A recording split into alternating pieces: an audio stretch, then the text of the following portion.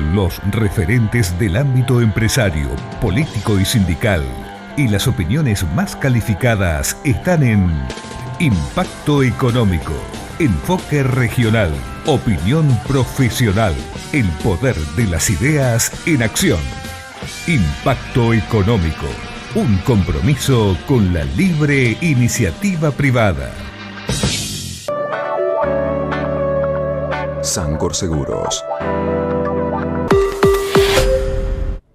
Bienvenidos, gracias por estar. Hoy continuaremos mostrando el desarrollo PYME regional. Dialogaremos con dos empresarios jóvenes, Daniel Irureta Goyena de Ecoaique y el ingeniero Pablo Pili de Hormigonera del Interior. En mi comentario haré referencia al frustrado tratamiento del proyecto de ley de ficha limpia que impide a personas condenadas en segunda instancia por delitos de corrupción presentarse como candidato a cargos públicos. También el tema de las tomas en la ciudad de Cipolletti es una de las que más tomas tiene y refleja el fracaso del desarrollo urbano de la ciudad. También, si me da el tiempo, mi comentario sobre el tema ley de alquileres. Comenzamos con el análisis económico junto al licenciado Pablo Alarrué, economista, para muchos no necesita demasiada presentación. Fue profesor y decano de la Facultad de Economía y Administración de la Universidad del Comahue. ¿Cómo estás, Pablo? Hola, ¿cómo estás? Un gusto de estar nuevamente acá con vos. Igualmente para mí. Bueno, a tu juicio, ¿algunas de las medidas que debería tomar el próximo presidente para encarar y buscar dar respuesta a este descalabro económico? Bueno, primero eso, ¿no? El descalabro económico con el que se encuentra. El primer rasgo que sobresale de ese descalabro es la escasez de divisas. Ya anunció el futuro presidente que no va a tomar el siguiente tramo del préstamo del Fondo Monetario Internacional. Eso de alguna forma le despeja el horizonte cercano, porque recordemos que los vencimientos del fondo para el año 2020 y 2021 son relativamente bajos, que el verdadero problema surge en el tercer y cuarto año del mandato de Fernández, donde se concentran más de 45.000 millones de dólares de vencimientos, pero esto le da un horizonte para poder acomodar la economía antes de entrar en una negociación nueva con el Fondo Monetario Internacional. Y ya algunos trascendidos hay, pero también hay muchas especulaciones respecto a lo que va a ser el futuro gobierno. Sí, incertidumbre, ¿no? Pero el dato este de la escasez de divisas es un dato claro. ¿Qué implica eso? Bueno, implica que el cepo llegó para quedarse, que probablemente haya más restricciones que las que hay en el presente sobre las importaciones de bienes suntuarios, sobre las compras por internet, sobre ese tipo de cuestiones, que el gobierno va a tener que poner en primerísimo plano el encender el segundo gran motor de generación de divisas de la Argentina, que es Vaca Muerta. Ya trascendieron también algunas medidas que piensan tomar de fomento a las nuevas inversiones en materia hidrocarburífera. Ahora, esto de que el cepo esté para quedarse, ¿es bueno o malo a tu juicio? Yo creo que esa connotación de valor, digamos, es innecesaria en el sentido de que es un dato de la realidad. O sea, los dólares en la Argentina que genera la Argentina son muchos menos que los que necesita. Eso es un dato de la realidad. Y entonces el nuevo gobierno no tiene opciones. O sea, no hay forma de levantar el cepo rápidamente. La única forma de levantar el cepo es balanceando esos ingresos y egresos de divisas. Y la única forma que tiene de lograr eso es, por un lado, estimulando las exportaciones agropecuarias, quizás sofisticándolas, mejorando su valor, generando políticas que generen más valor agregado sobre las exportaciones tradicionales de la Argentina. Recordemos que en la Argentina el 60% de las divisas lo genera el complejo agropecuario y agroindustrial, y sobre todo encendiendo ese segundo gran motor de divisas que es Vaca Muerta. Solo en un horizonte de 2, 3, 4 años, que estas inversiones tampoco son inversiones que maduran rápidamente, son inversiones que requieren tiempos de maduración. Entonces, solo en un horizonte medio podemos esperar realmente que la generación de divisas mueva la aguja. Ahora, mantener el cepo no implica desalentar inversiones. Y depende, porque ahí vas a tener que hacer una política diferenciada por sectores. Una cosa son los dólares para atesoramiento o para fuga, o digamos lo que se llama fuga, salida de capitales, y otra cosa es la remisión de utilidades que probablemente tenga otro tratamiento. De hecho, lo que ha trascendido como medidas de fomento a nuevas inversiones hidrocarburíferas garantizan la libre salida de las ganancias, garantizan la estabilidad cambiaria y hay una serie de medidas que se piensan tomar. Entonces, yo creo que va a haber que administrar las divisas escasas conjugándolo con esto que vos subrayás, que es no desalentar las nuevas inversiones y además fomentar que las inversiones ya realizadas y que muchas de ellas están a un 50% de operación, o sea que tienen un 50% de capacidad ociosa, puedan hacer las inversiones que se requieren para incrementar el nivel de actividad. Ahora, ¿vos percibís que el próximo gobierno tiene un esquema económico claro y seguridad de lo que hay que hacer? Sí, yo creo que sí. ¿Y por qué crees que hasta ahora no han dado demasiadas precisiones? Porque creo que muchas... la incertidumbre. Bueno, yo creo que ellos están armando su equipo económico, están discutiendo las medidas, sobre todo las de coyuntura, las inmediatas, discutiendo las cuestiones estructurales. Es verdad que están tomando su tiempo y van a anunciar las medidas al asumir las nuevas autoridades, los nuevos ministros, harán sus conferencias de prensa. Ahora, que se tomen su tiempo tiene su costo en términos de, digamos, generar más incertidumbre, ¿no? Sí, pero la Argentina está en una situación muy crítica y tampoco se pueden ensayar anuncios sin la debida preparación y sin la debida discusión. Entonces hay que integrar todas las áreas de gobierno, las decisiones, las que van a tener que ver con el comercio exterior, las que van a tener que ver con el comercio interior, con el Banco Central, discutir la coherencia de esas medidas que quizás son buenas para un sector pero afectan negativamente a otro. Y me parece que eso requiere un tiempo y una preparación y una meditación que es lo que el futuro gobierno está haciendo. Pero soy optimista en el sentido de que están privilegiando las cuestiones centrales, que además todos sabemos cuáles van a ser. En primer lugar, la pobreza y la indigencia que debe ser atacada. Todos sabemos que en estos años hubo una caída del 10% del producto, pero hubo una caída del 18 o más por ciento en los salarios y de un 20% en las jubilaciones. Entonces esa diferencia entre que el producto cayó el 10 y los ingresos de la gente cayeron del 20 o más, esa diferencia te da una señal de que no solamente hubo un achicamiento de la economía, sino que al mismo tiempo que hubo un achicamiento, hubo una redistribución del ingreso en contra de estos sectores. Sí. O sea, el tema, ¿cuál es la estrategia? ¿No? Porque... Claro, bueno, sí, por supuesto. Que hay que crecer, todos estamos de acuerdo con eso. 2 o 3 medidas de fondo, 2 o 3 reformas estructurales que a tu juicio debería encarar el próximo gobierno para dar respuesta al problema de la pobreza, generar empleo, actividad económica, incentivar la inversión. Son dos materias distintas, ¿no? La cuestión de la pobreza, ya se anunciaron algunas medidas, se van a mejorar las jubilaciones de más bajos niveles, se van a mejorar la asignación universal por hijo, se van a hacer diferentes transferencias de ingresos, la tarjeta para alimentos, etcétera, todo un conjunto de medidas tendientes no solo a mitigar la situación de pobreza, sino también a generar un impacto sobre la demanda agregada, porque todos sabemos que los fondos transferidos a los sectores menores ingresos inmediatamente devienen en demanda para el comercio, para la industria. Sí, eso digamos como para apagar el incendio, ¿no? Como para apagar el incendio de la pobreza.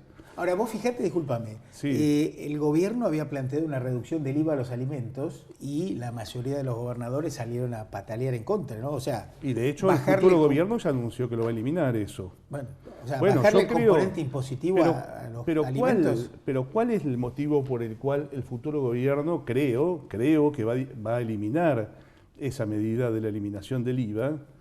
Y es justamente que es un subsidio totalmente indiscriminado. Cuando voy yo al supermercado, que no tengo problemas de ingresos, compro la yerba sin IVA. ¿Tiene sentido que se me subsidie la compra de yerba a mí o a vos? Bueno, a vos te va a quedar dinero disponible para comprar otra cosa. Sí, pero el sentido de la disminución del IVA a los alimentos era favorecer a los sectores más sumergidos, no a mí, ni a vos, ni a mí. Entonces, creo que lo que se va a intentar a través de la tarjeta que se va a instrumentar para los sectores más pobres es que esa masa de subsidios, que hoy es más indiscriminada y más general, se transfiera en forma más focalizada a quienes realmente lo necesitan. Porque un problema de los subsidios en la Argentina, todos estamos de acuerdo con que los sectores más pobres tienen que estar subsidiados, pero el problema de los subsidios en la Argentina, en su momento en las tarifas, ahora en el IVA y en distintas cuestiones, es que son subsidios que en muchas ocasiones están muy mal enfocados y benefician a sectores que no necesitan esos y también subsidios. tenés planes sociales que favorecen a gente que podría estar laburando y que no trabaja porque tiene un plan social, ¿no? O sea, sí, no conozco a nadie que entre un plan social y un trabajo con obra social, aguinaldo y estabilidad, prefiera un plan social. Sí, lo concreto es que vos tenés problemas acá en el Valle para levantar la cosecha porque no tenés gente y tiene que venir de otros lugares. Eso te lo dice la gente de las empresas, los productores, ¿no? Sí, hay que ver cuáles son los salarios que se ofrecen, en qué condiciones, ¿no? Yo no conozco eso. En principio, me parece que en una sociedad moderna no se puede tirar a la banquina a un 40% de la población, que es el nivel de pobreza que vive en la Argentina. O sea, me parece que los subsidios y el apoyo a los sectores que están en la pobreza son parte, a esta altura de la civilización, de los derechos humanos, ¿no? Sí, ok, está bien. Ahora, ¿vos coincidís en que la solución de fondo es generar inversiones para generar fuentes de trabajo? Por supuesto. Porque una persona pero no puede aparte vivir eternamente subsidiada. Yo conozco a la gente, a mucha gente que recibe subsidios, y es lo que te dije antes. De los que yo conozco, y creo que es universal esto que digo, entre un subsidio de 7.000 pesos, 5.000 pesos y un trabajo de 20, 30.000 pesos con obra social, con estabilidad, que te dan los útiles para tus hijos, que formás parte del sistema, todo el mundo prefiere el trabajo. Sí, no sé si, bueno, no coincido. Bueno, conozco otros casos. Sí, sí. Ahora, ¿qué otra medida de fondo? De reformas estructurales, porque acá bueno, está claro que una reforma venimos repitiendo las crisis de forma cíclica, ¿no? Sí, y además con políticas totalmente diversas. O sea, nos va mal con políticas de carácter intervencionista y nos va mal con políticas de carácter de recortes estatales y demás, ¿no? Bueno, Macri termina con un se hablaba de que la inflación era un fenómeno monetario y hubo una contracción monetaria brutal y estamos en un 50-60% de inflación. Sí, bueno, porque tenés un problema de menor demanda de dinero. O sea, vos sabés que el valor de la moneda depende de la oferta de dinero, pero ¿por de qué la demanda. ¿Por qué tenemos menor demanda? Porque tenemos un 50% de inflación y nadie quiere tener pesos argentinos. Por eso, yo creo que la inflación sigue siendo un problema monetario y tenés una menor demanda de dinero porque huimos del peso porque no tiene valor. Claro. Pierde valor. Bueno, yo creo que las medidas van a tener que ser en el sentido de poner en marcha la economía. Claramente hay una focalización en la demanda. El gobierno va a apostar a la demanda como factor dinamizador. Eso está claro. En el Producto Bruto Interno la demanda explica alrededor del 70% del nivel de actividad, entre el 60 y el 70%, o sea que claramente cuando uno estimula la demanda, eso estimula el nivel de actividad. Sí, pero el tema va a aumentar el gasto. ¿Cómo se va a financiar ese gasto? Bueno, claramente se va a financiar aumentando las retenciones agropecuarias. Eso va a pasar. Ya se anunció que se van a llevar en alrededor del 35%. O sea, seguimos ajustando al sector privado. Sí, esos son 9 puntos de lo actual. Ya se suman sobre un sector que es hipercompetitivo y sobre un sector que es el que tiene excedentes, porque que es el sector agropecuario. Ahora, el que hace las cosas bien lo matamos con impuestos. Va a tener una compensación, porque el año que viene recordemos que también baja la alícuota de ganancias.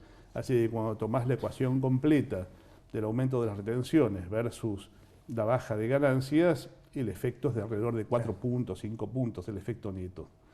Y además tengamos en cuenta sobre eso que también hubo una medida que se tomó en la segunda mitad del 2018 de 4 pesos por dólar exportado, que es prácticamente se licuó porque se fijó como 4 pesos por dólar exportado y el dólar se fue al diablo y la relación cambió totalmente. O sea que es en realidad reponer en gran medida ese reajuste es reponer simplemente el valor actual de la medida que se tomó en septiembre del 2018. El problema es que no se anuncian, hasta ahora no se anunciaron bajas de gasto público, ¿no? Ahora te planteo un tema, en el próximo bloque vamos a dialogar con empresarios pymes. ¿Hay que bajar impuestos? Sí, claro. Lo que pasa es que para mí no se puede plantear bajar o subir impuestos en forma genérica. Está bien, bueno, me parece que ahí va a haber que segmentar, va a haber que hacer una reforma tributaria. Hay sectores que tienen ganancias extraordinarias, por ejemplo los bancos. Ahí seguramente va a haber que aumentar los tributos y mejorar la recaudación proveniente de esas fuentes. Seguramente sobre las pymes que están en un proceso dramático de destrucción de pymes que todos conocemos. ¿Y qué hacemos? Al contrario, va a haber no solo que disminuir su carga tributaria, sino que generar algún sistema de apoyo crediticio como hubo hasta el 2015 con tasa subsidiada. Recordarás esos créditos que se daban para renovación tecnológica, etcétera, que fueron muy usados. Ahora, con estos niveles de inflación es imposible que haya crédito accesible, ¿no? Bueno, ahí el gobierno va a apostar, ya anunció, todos son especulaciones que estamos haciendo sobre la base de la poca información que hay, pero ya anunció que va a apostar a un pacto económico y social que mejore las expectativas respecto a la inflación futura y que vaya moderando los niveles de inflación. Ahora, un pacto económico-social, si no se instrumentan reformas estructurales, ¿sirve para algo? ¿O es pan para hoy y hambre para mañana? Yo creo que sirve para mucho porque todos sabemos que en la Argentina los sectores económicos están muy concentrados. Cuando uno habla de... ¿Vos te referís al sector estatal, por ejemplo? Sí, todos. El sector estatal, público, el sector estatal está concentrado, tiene un solo mando, por supuesto, o un conjunto de mandos si uno habla de los estados provinciales, pero todos los sectores en la Argentina están muy concentrados. Cuando uno habla de mercados en la Argentina está hablando de una ficción, porque uno no puede hablar del mercado de conservas cuando una sola empresa representa el 95% de las conservas. O sea, no hay una oferta y una demanda que interactúan como si fuera un libro de texto, sino que claramente hay sectores muy concentrados que tienen una capacidad de incidencia sobre los precios muy alta, y es con esos actores que debe sentarse el gobierno para pensar cómo administrar esas cuestiones. O sea, el problema está en el sector privado y no en el sector público. No digo eso para nada, al contrario. Creo que la responsabilidad de la política económica es del Estado siempre, son políticas públicas, pero creo que esas políticas públicas tienen que construirse sobre la base de concertaciones con actores privados, y hay algunos actores privados que son muy grandes y que tienen una gran capacidad de incidencia sobre el movimiento de los mercados, y después hay todo un conjunto de actores que son las pymes, que en muchos casos son víctimas de las políticas públicas y son víctimas de los abusos de posición dominante de los sectores concentrados privados que están en el medio, y que esas son las que tienen que tener especial atención y políticas de fomento. Recordemos que gran parte del empleo en la Argentina es generado por las pymes, ¿no? Pablo, lo tenemos que dejar aquí por un tema de tiempo. Continuaremos en breve, espero que antes de fin de año. Cuando quieras. Un gusto de estar acá. Como siempre, para mí también. Pausa en el próximo bloque. El desarrollo empresario pyme regional. Dialogaremos, digo bien, con dos empresarios jóvenes de las empresas Ecoaike y Hormigonera del Interior. Ya venimos. Auspician este programa La Casa de las Herramientas. Somos un equipo de empresas que colaboran entre sí para generar soluciones de ingeniería, tecnología de la información, inspección de obras, capacitación y management. Cluster CIAD, el equipo que lo hace posible. El uso de la factura digital te va a servir para mayor seguridad y agilizar el trámite con Edersa. Además, tendrás todo digitalizado en tu computadora y nos vas a ayudar a cuidar el medio ambiente.